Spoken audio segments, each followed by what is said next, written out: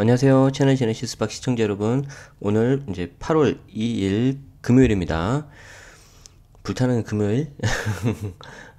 오늘 날씨는 굉장히 좋고요. 이제 장마 이제 끝난 것 같아요, 이제. 야, 이제 미친 듯이 덥겠죠. 막 급급하고, 다들, 좀 힘내시고, 각자의 방법으로 다들 잘 버티시길 바랍니다. 저는 이때부터가 가장 싫어요. 1년 중에서. 막 너무 급급하고 막 그래가지고, 자, 그래도 뭐 즐겁게 지내야죠. 음, 아마 지금쯤 휴가 가신 분들 많으셔서, 나름 휴가지에서 잘들 다 지내실 거라고 생각하고요. 저는 딱히 이제 뭐 굳이 이렇게 성수기 때 갈 이유는 없어서 나중에 좀 가려고 합니다. 좋은 데 있으면은 많이 추천 좀 해주세요.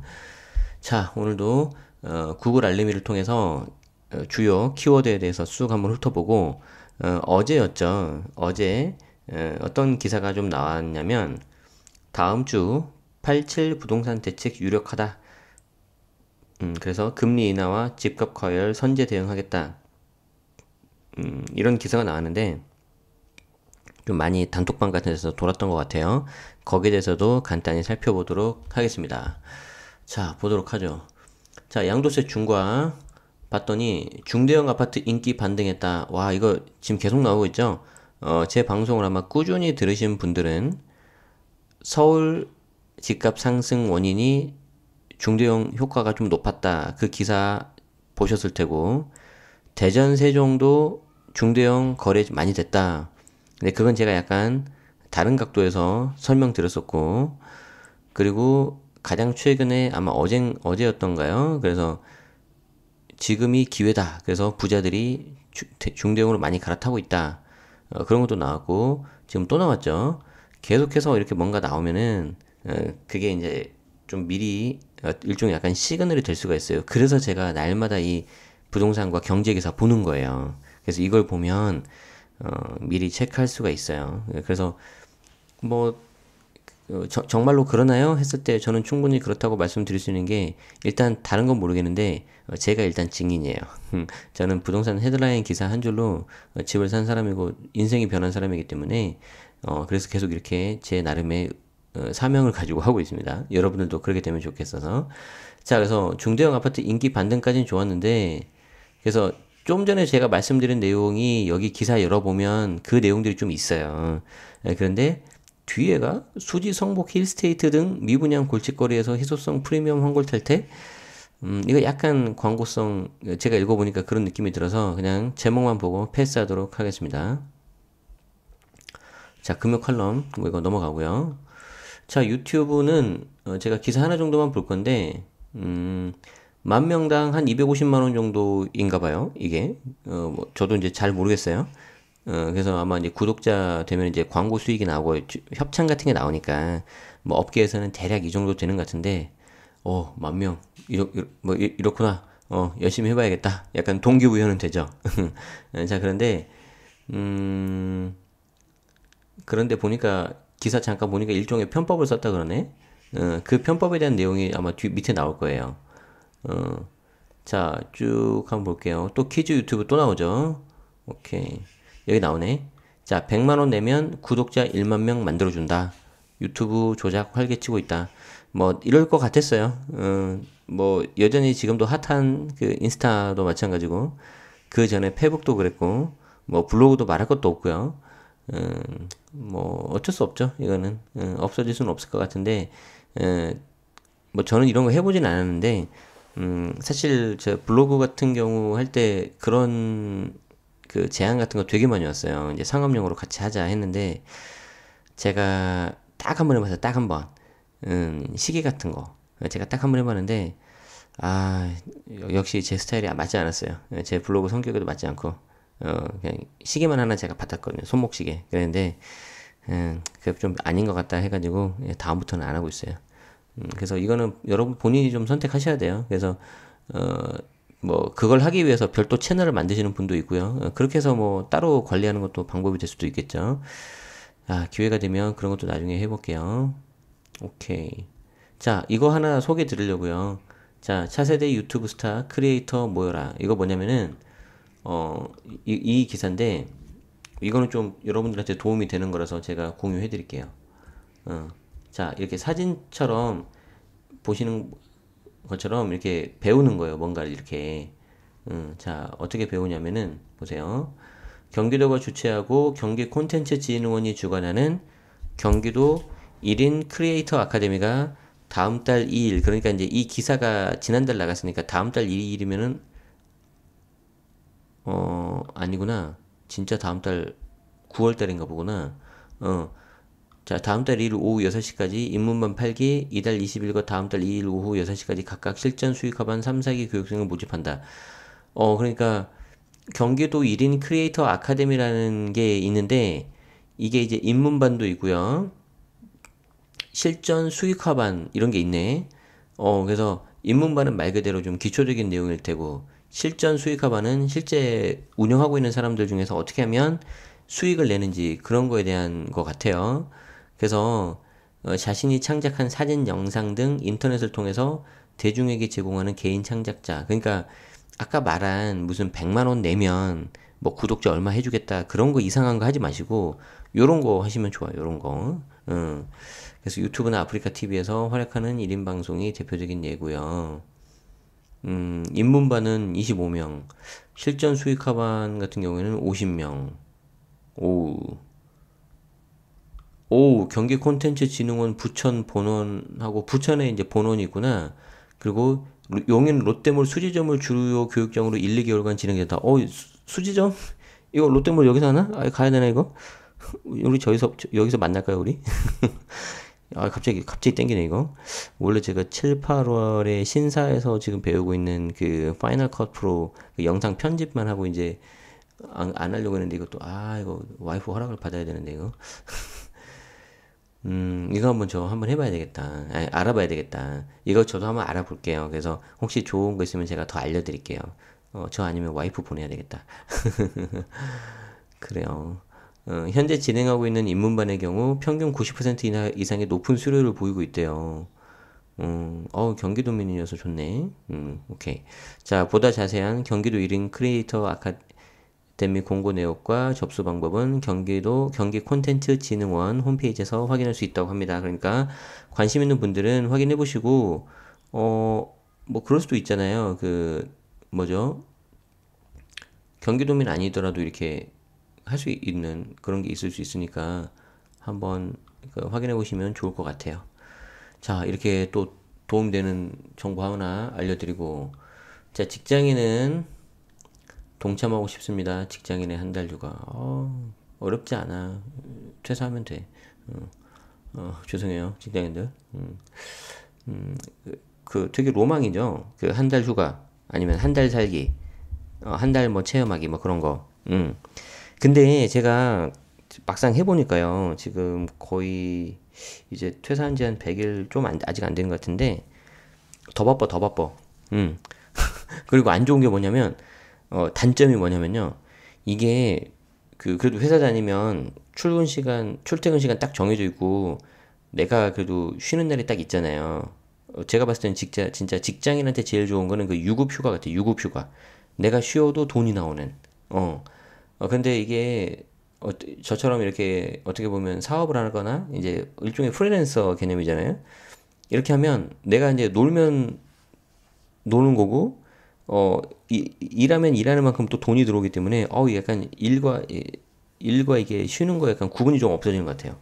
그래서 그게 조금 좀 조정을 잘 해야 될 것 같다. 그 생각이 좀 들어요. 자, 어차피 여기 방송 들으시고 계시는 직장인 분들은 다 예비 은퇴자들이기 때문에 잘 들어두세요.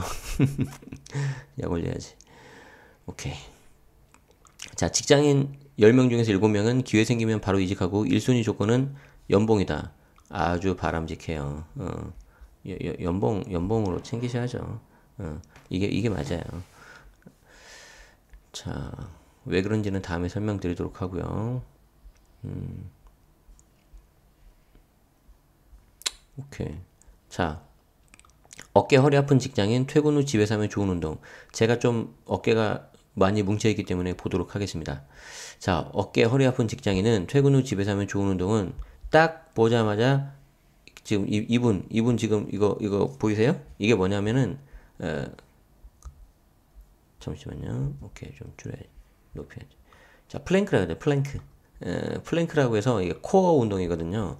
자, 이제 코어 근육은 몸 중심부에 있는 근육으로 손으로는 만져지지 않을 정도로 깊숙한 곳에 있다는데, 아, 왜 이게 오타가 있어. 이런 게 왜 이렇게 잘 보이죠? 나도 꼰대인가? 아무튼, 심부 근육이라고도 해요. 코어 근육이 강해지면 척추 디스크에 가해지는 압력이 줄어든다. 몸의 중심이 잘 잡혀 안정감도 얻을 수 있다. 그래서, 솔직히 말씀드리면 저도 알고는 있었는데 잘 못했어요. 그런데 오늘 방송을 계기로 집에서 해보겠습니다. 같이 하시죠. 그래서 이거 되게 쉬워요. 손바닥을 바닥에 대고 엎드리고 팔꿈치를 90도로 굽힌 채 팔뚝을 바닥에 대고 몸을 지탱하고 이렇게 팔꿈치를 90도로 하고 팔뚝을 이 바닥에 대고 몸을 지탱하고요. 머리와 몸을 일직선상에 맞추고 발끝을 정강이 쪽으로 잡아 당겨내. 여기 당겼죠? 이렇게 당겼죠? 당겨서 이게 정강이 쪽으로 잡아 당기는 거예요. 이 자세가 어느 정도 익숙해지면 다리를 한쪽씩 올리는 동작을 하면 좋다. 아하. 여기서 이제 하나씩 더 올리나 보다, 이렇게. 그리고 옆으로 하는 것도 있네요. 사이드 플랭크. 사이드 플랭크. 바닥에 팔꿈치 아랫부분을 대고 옆으로 눕고, 이때 반대쪽 팔은 허리에 대고, 발끝을 정강이 쪽으로 당긴 상태에서 바닥에 닿은 팔에 힘을 준다. 야, 이거 좀 어렵겠다. 그래서 이거, 특히 이거 되게 쉬워 보이죠? 이거 되게 어려워요. 1분, 2분 버티는 게 쉽지 않다고 하더라고요. 그래서 한번 여러분도 해보고, 저는 방송이 끝나자마자 바로 와이프한테 알려줘야 될 것 같아요. 이거 빨리 해보라고. 오케이, 좋았어. 자, 역세권 소형은, 됐고, 오케이. 4차 산업도 됐고. 자, 양도소득세에 있어서 상속세와 양도세 절세를 위한 꿀팁. 자, 이거 좀 이따 보기로 하고요. 자, 상속세와 양도세 절세를 위한 꿀팁. 상속세 관련된 분들은 보시면 좋겠고요. 그 다음, 법인 운영하시는 분들은 법인세 중간예납 9월 2일까지 마쳐야 되고, 저도 갑자기 돈 나가는 소리가 들리네. 자, 박진규 세무사의 리얼 절세, 주택임대사업자에 대한 세무 1번. 오케이, 좋아. 이런 거 봐야죠. 자, 봐야 되는데, 조금 아쉬운 게 있어요. 지금 이 기사인데, 지금 저는 보통 말씀드린 것처럼 여기 이제 보면은, 애플, 맥 기능에 이제 되게 좋은 게, 이런 광고들이 안 보게 볼 수 있다고 했잖아요. 이게 이제 읽기 도구라고 하거든요. 이거 누르면 딱 이렇게 돼가지고 글만 보이는데 지금 뭐가 제대로 안 들어갔나 봐요. 일단 한번 볼게요. 자, 주택임대사에 대한 세무절세, 세무. 자, 주택임대에 대해서 신고하기를 원하고 있죠. 거의 없었다는 거예요. 근데 앞으로는 올해부터는 수익금액 2천만 원 이하도 다 과세가 되고 있고 내년부터 다 신고 납부해야 되고요. 미등록인 사람 어떻게 아나요? 그래서 정부에서는 미등록인 경우에도 이게 잡아낼 수 있도록 여러 가지 장치를 돌리고 있어요. 자, 제가 봤을 때는 여기 세수 확보를 목적이라고 하셨는데 저는 개인적으로는 이 세수 확보는 그게 메인 이슈는 아닌 것 같고 세수 확보는 저절로 따라와요. 뭐만 되냐면은 이 등록을 많이 해서 전체 어떤 사이즈라든가 규모를 파악하잖아요. 그러면 저는 세수 확보는 그냥 따라온다고 저는 생각하고 있어요. 그래서 아무튼 이렇게 등록을 유도하기 위해서 뭐 월세 세액공제도 임차인한테 해주고 있고 뭐 여러 가지를 해주고 있다는 거죠. 자, 서로는 이쯤에서 하고 임대사업자가 누릴 수 있는 혜택에 대해서 알아보자. 여러 가지 세제 혜택을 받게 되는데 취득세도 줄여주고 재산세, 종부세도 줄여주고 나중에 팔 때는 양도세도 줄여준다. 자, 그래서 표 삽입 이게 되는데 뭐야? 표가 어디 갔어? 표가 있어 없어요? 표가 없죠. 지금 다시 이걸 열어봐도 이게 표 삽입하고 지금 아직 안 들어갔어요 지금. 그래서 이게 조금 약간 아쉬워요.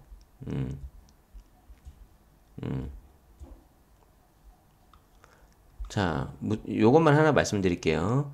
취득세 같은데, 취득세는 전용 60이야, 그리고 신규 공동주택에 대해서만 된다고 아시면 돼요. 전용 면적이 60이야.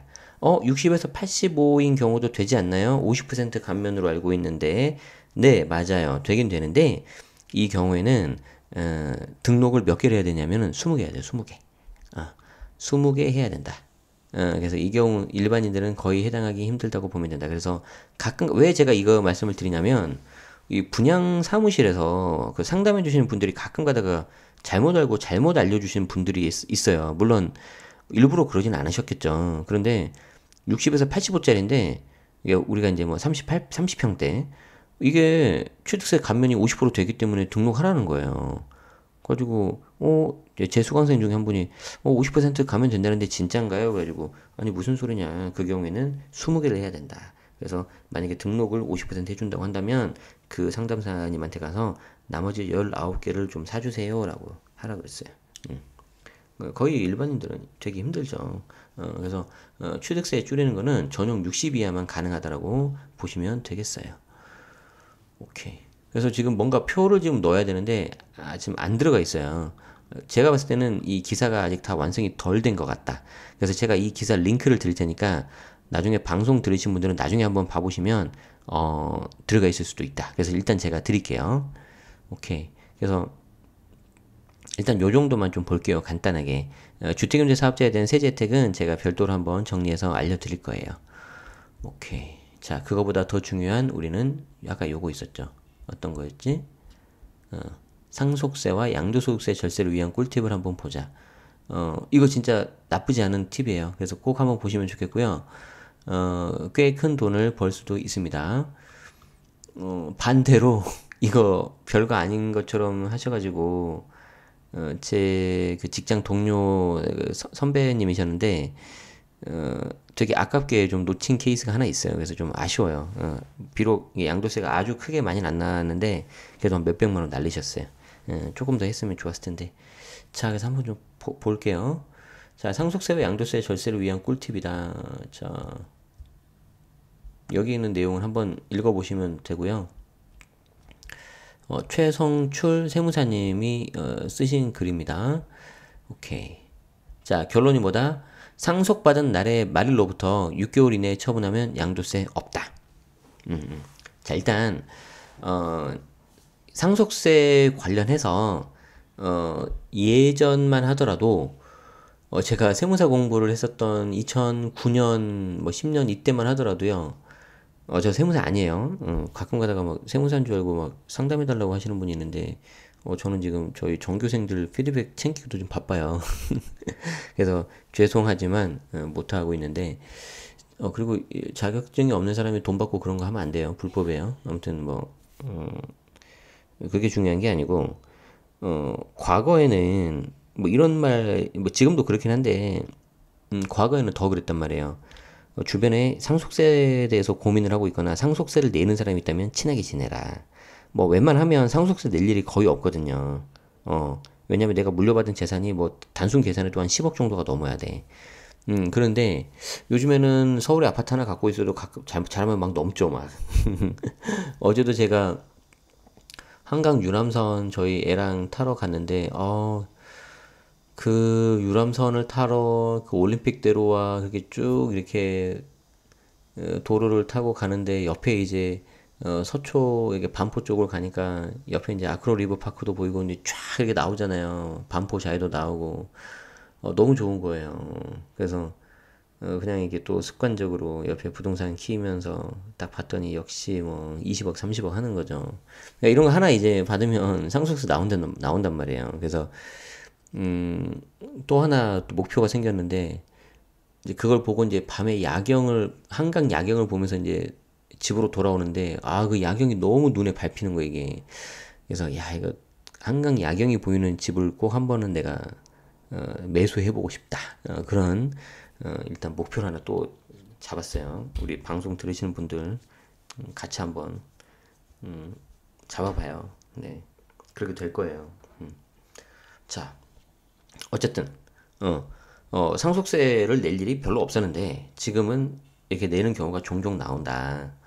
그런데 상속세를 낼 일이 없는데 이 상속세를 낼 일이 없을 때 우리가 그래도 한 가지 알고 있었던 팁은 뭐냐면 이런 게 있어요. 내가 집을 하나 가지고 있는데 부모님한테 상속된 집을 하나 받아서 그 집이 두 채가 됐다. 그러면은 갑자기 이주택이 돼버린 거잖아요. 그때 비과세를 받을 수 있는 방법은 내가 가지고 있던 집이 이제 먼저 가지고 있던 집이잖아요. 그 집을 팔면 비과세가 되는 거죠.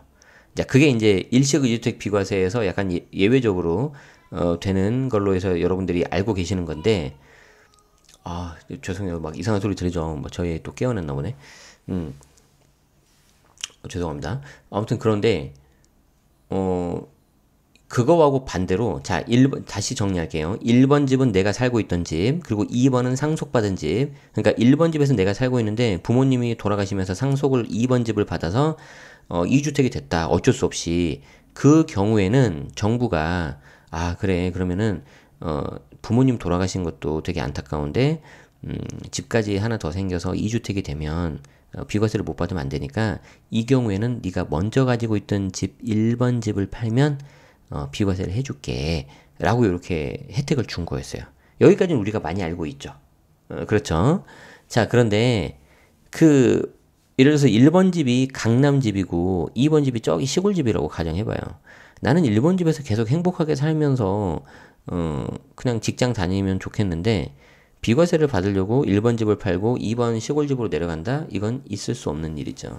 자, 그렇기 때문에 그런 경우에 1번 집을 안 팔고 그냥 계속 가져가는 경우도 있어요. 자, 그런데 이때 상속받은 집을 2번 집이잖아요. 그 집을 팔아야 되는 케이스가 나올 수 있잖아요. 그쵸? 자, 그때는 어떻게 하냐면은 상속이 개시된 날에 상속받은 날의 말일로부터 6개월 이내 처분하면 그 2번 집에 대해서는 양도소득세가 없다는 거예요. 자, 그 말이 밑에 있어요. 자, 그래서 양도소득세라는 게 양도가에서 취득가를 빼는 건데 이 6개월 이내에 처분을 해버리면은 자, 상속받은 날의 말일로부터 6개월 이내에 처분하는 건데 상속받은 후 6개월 이내에 양도하는 경우에는 양도가와 취득가액이 동일해져서 양도 차익이 없어지므로 양도소득세가 안 나오는 거예요. 별도 비과세가 아니라. 자, 상속이나 증여로 받은 자산은 상속이나 증여 당시 평가한 가액이 취득가액이 되기 때문인 거죠. 그래서 배우자와 자녀가 있고 상속 당시 기준 시가가 6억, 시가가 약 10억 원 정도 하는 부동산만을 남기고 돌아가셨다고 한다면은 상속인이 기준 시가인 6억 원으로 평가에 신고한다면 공제 금액이 10억 원 이하이므로 상속세는 한 푼도 없고요. 자, 6개월 이내에 10억 원에 양도하게 된다면은 이때도 상속 개시일 전후 6개월 내의 매매 사례가액도 시가로 보기 때문에 세무서에서는 상속가액을 10억 원으로 새로 경정해가지고 취득가, 양도가 똑같이 봐서 그냥 세금 없다 이렇게 나온다는 거예요. 오케이. 그래서 일단은 요 6개월이라는 걸 잘 기억하자. 그래서 상속받은 주택을 내가 어차피 팔아야 된다. 그렇다면은 뭐 예를 들어서 뭐 그냥 부모님이 갖고 계셨던 건데 계속 보면 마음이 아프니까 팔아야 되는 경우도 있고 아니면 그냥 이거 팔아서 현금으로 해서 뭐 다른 형제들 간에 뭐 이렇게 나눠 가질 수도 있고 뭐 그럴 수 있잖아요. 그렇기 때문에 이때 6개월 안에 팔아버리면은 팔아야 된다면은 차라리 6개월 안에 팔아서 양도세를 줄이는 방법이 있는데 아까 제가 말씀드린 우리 그 직장 아는 선배님 분이 이걸 잘 모르셔가지고 이제 깜빡하고 6개월이 넘어서 팔아버린 거예요. 경황이 없으신 거죠. 그래가지고 불필요한 좀 세금 몇백만 원을 내게 됐다. 그래서 여러분들은 그러지 마라. 자, 이게 첫 번째 방법이고요. 두 번째, 내가 도저히 6개월 안에 못 팔겠다. 사정이 있어서. 그러면은 이때 감정평가를 받는 것도 방법이에요. 감평을 받는 것도 방법인데, 자, 그래서 왜 그러냐면 보세요. 자, 감정평가를 해서 감정가액으로 신고해도 비슷한 절세 효과를 누릴 수 있다. 자, 위 사례에서 이 집을 이제 6개월이 아니라 3년 후에 팔아서 15억 원에 판다고 가정을 해봐요. 봤더니 지금 팔기엔 너무 아까워. 그래서 3년 아니면은 그래도 부모님이 계셨던 곳인데 물려주신 건데 팔면 아까워 해서 이제 3년 정도 있다가 팔았더니 이제 부모님의 성견지명으로 15억 원이 된 거죠. 그래서 고맙습니다 이렇게 되는 거죠. 자, 그렇게 됐는데 이때 상속세 신고를 하지 않았다면 세무서에서는 기준시가로 평가해서 상속가액을 그냥 6억 원으로 결정했을 거예요. 위에 이제 6억 원이라고 가정됐잖아요. 그쵸? 자, 그러면 얘를 15억에 팔았으니까 취득가 6억 원을 차감하면 양도차익이 9억이나 나와버리는 거죠. 무려 9억 원이나. 그런데 6개월 내에 감정평가를 받는 거예요. 감정평가. 감정평가 법인에서 감정평가를 받는데 조심해야 되는 게 국세청에서 부실 감정평가 법인이라고 판정되지 않은 2곳 이상의 감정평가 법인에 감정 의뢰를 해야 돼요. 그러니까 뭐예요? 감평을 하나만 받았으면 안 되고 2군데 이상 받아야 된다. 하나만 하면 조작할 수가 있잖아요. 그죠? 그리고 그 해당 감정평가 법인이 부실 감평 법인이 아니라 제대로 된 감평 법인으로 인정을 받은 곳이어야 된다. 자, 그렇게 해서 내가 6개월 내에 감평을 받는 거예요. 그러니까 여기도 6개월이죠. 그러니까 결국에는 6개월 안에 상속 신고를 할 때 뭔가 다 작업을 다 해야 된다고요. 6개월 안에 팔든지 아니면 감평 받든지. 자, 그래서 이때 감평을 받아서 시가를 10억 원으로 평가액으로 해서 이제 신고를 한다는 거죠. 물론 10억까지는 공제가 되니까 상속세는 안 나와요. 자, 그런데 이게 왜 좋냐면은 이때 이 10억 원이 취득가가 되는 거죠. 취득가. 그래서 양도가 15억에서 취득가 10억 원을 차감하면 5억의 양도차익에 대해서만 세금을 물면 되는 거예요. 괜찮죠? 물론 이 감정평가 감평 받을 때 수수료가 좀 나올 거예요. 한 몇백만 원 나오겠죠. 그런데 절세되는 금액과 비교를 해보면은 꽤 괜찮다. 오케이. 그래서 상속세를 내는 경우에는 6개월 내에 판다든지 감정평가를 받아서 그렇게 한다면은 추가로 상속세를 부담해야 될 수도 있기 때문에 이제 반대의 경우구나.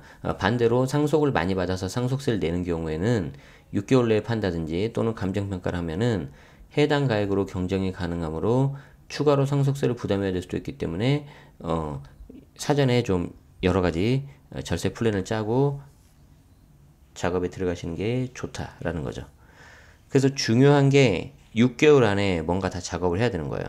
그래서 정리하면 상속되고 나서 6개월 안에 내가 그냥 팔겠다 그러면 6개월 안에 그냥 팔아버리시면은 양도과 취득과 같아져서 세금이 줄어드는 거고, 좀 더 가져가겠다 그런데 얘가 금액도 크고 나중에 오를 것 같다 그러면은 감정평가를 받아서 취득가를 좀 시가대로 올려놓는 거예요. 쉽게 말해서. 그래서 그래야 취득가가 올라가니까. 이해되시죠? 오케이. 꽤 중요한 팁이었어요. 그래서 굉장히 좋은 기사다. 그래서 이런 기사는 여러분들이 따로 보관을 하시면 좋고, 뭐 보관할 필요 없죠. 저기 제 유튜브 채널 오면 다 제가 밑에 댓글로 해놓으니까 괜찮은 것 같아. 이 채널이 미쳤나봐요. 죄송해요. 28분이다. 빨리 해야겠다. 자, 마지막 기사 보도록 하겠습니다. 마지막 기사는 제가 구글 알림이에서 이렇게 한 게 아니고요. 어제 나왔던 그 기사 이걸로 좀 보도록 할게요. 자, 다음 주 8.27 부동산 대책이 유력하다. 금리 인하, 집값 과열에 대해서 선제 대응하겠다. 자, 분양가 좀 크게 볼까? 이렇게. 제가 요즘에 막 쓸데없는 말을 많이 해가지고 방송 시간 계속 늘어나죠. 미안해요. 자, 분양가 상한제 민간 택지 도입이 확실시 되고 있다. 전국 43곳의 조정 지역이 대상이 될 것 같다. 그러니까 지금 조정 대상 지역, 투기 과열 지구, 투기 지역 이런 게 보면은 거의 45개 아닌가? 아무튼 43곳으로 이렇게 나오는데 거기에 대한 곳을 대상으로 해서 이제 분양가 상한제를 적용하겠다는 거예요. 자, 금융규제 등 후속 대책 가능성 통해서 투기시장 경고할 것. 금융규제? 금융규제까지 들어갔나? 이 기사 헤드라인만 보면은 분양가 상한제와 금융규제가 두 개가 들어간다는 건데, 금융규제는 뭐가 들어갈 거예요? 대출규제 들어갈 것 같은데, 그죠? 볼게요. 자, 이를 국회와 정부 관계자 등에 따르면 국토교통부는 이 같은 부동산 대책을 오는 7일쯤에 발표할 것으로 알려졌다. 아하.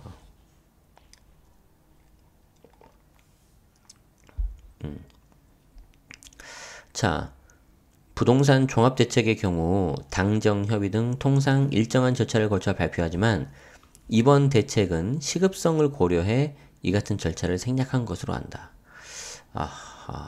시급하면 그냥 절차 생략해도 되는 건가? 아무튼 이게 뭐라고 말을 하고 싶은데 방송이라서 차마 말을 못하겠네. 그러니까 이제 제가 세법 개정이 좀 빨리 나왔다 그랬죠. 예년보다. 그런데 역시나 세법 개정하고는 별개로 또 이렇게 대책이 또 나오네요. 그러니까 휴가 가기 전에 세법 개정 나오고 휴가 갔다 오니까 이제 또 정부 대책이 나오려나 보네. 아이고, 자 봅시다. 핵심이 이제 민간택지 분양가 상한제죠. 그래서 이제 여기에서 이제 그 검토 중이나 아직까지 세부 시행 방안과 발표 시기는 정해진 바 없다고 말했는데 그에 대한 근거로 당정 협의 등 협의 일정이 잡힌 바가 없다는 점을 들기도 했어요.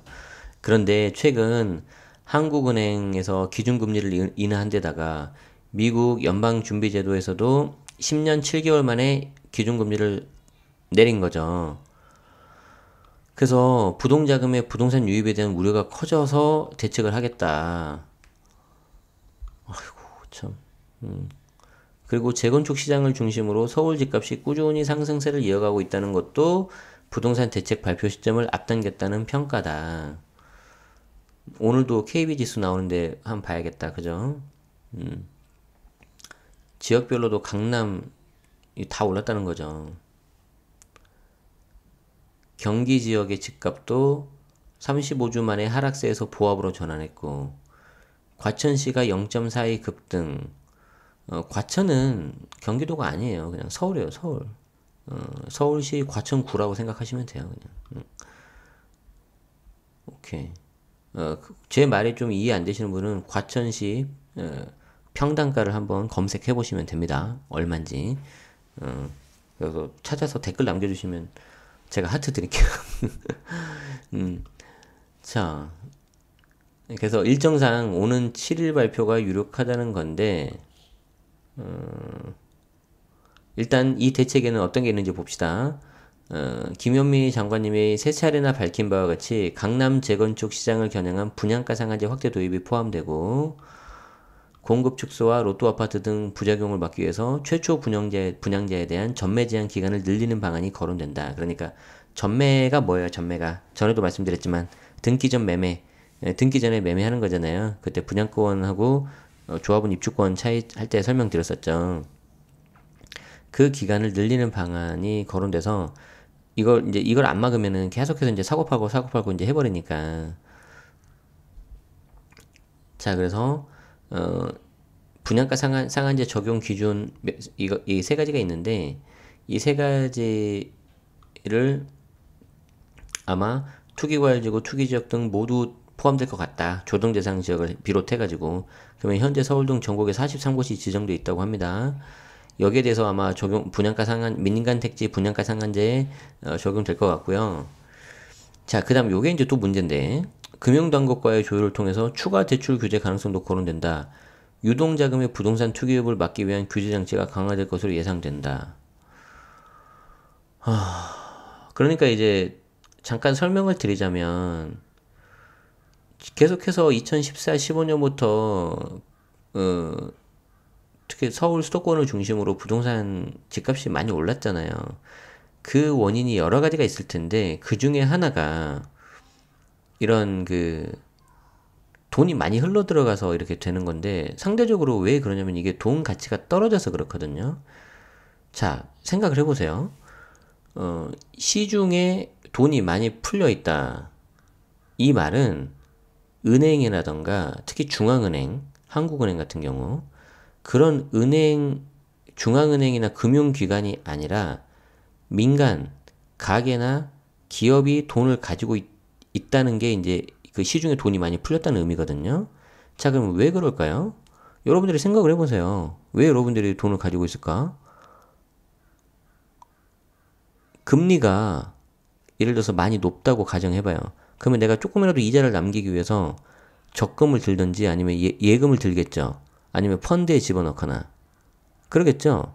그런데 그게 아니라 어차피 그거 넣어봤자 이자가 얼마 안 나온다면은 그냥 내 계좌에 갖고 있는 게 편할 수도 있어요. 맞죠? 자, 그러면은 내 계좌에 돈이 많이 있으면 있을수록 시중에 돈이 풀려 있다는 거예요. 언제 그래요? 보통 금리가 낮을 때 그런단 말이에요.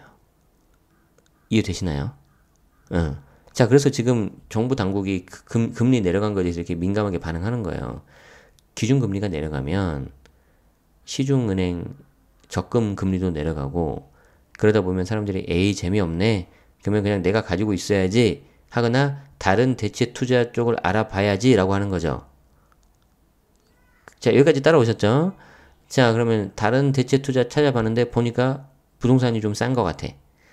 어, 쉽게 말해서 돈 가치가 떨어지니까 그만큼 돈 가치가 떨어졌다는 거는 상대적으로 부동산 가격이 올라갔다는 거예요. 그러니까 실제 부동산 가격이 오르지 않더라도 돈 가치가 떨어지니까 상대적으로 얘가 올라가는 것처럼 느껴지는 거죠.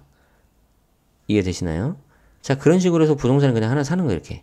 어차피 돈 가치가 떨어지니까, 야, 나중에 2년 후에 내가 전세 몇 천만 원 올려주느니, 에이, 그냥 내가 집 사지 뭐. 이런 식으로 사는 거예요, 지금. 대출 받고. 왜 대출 받아요? 이자 싸니까. 저도 2.6%, 5% 썼어요. 처음에 실거주 집 살 때.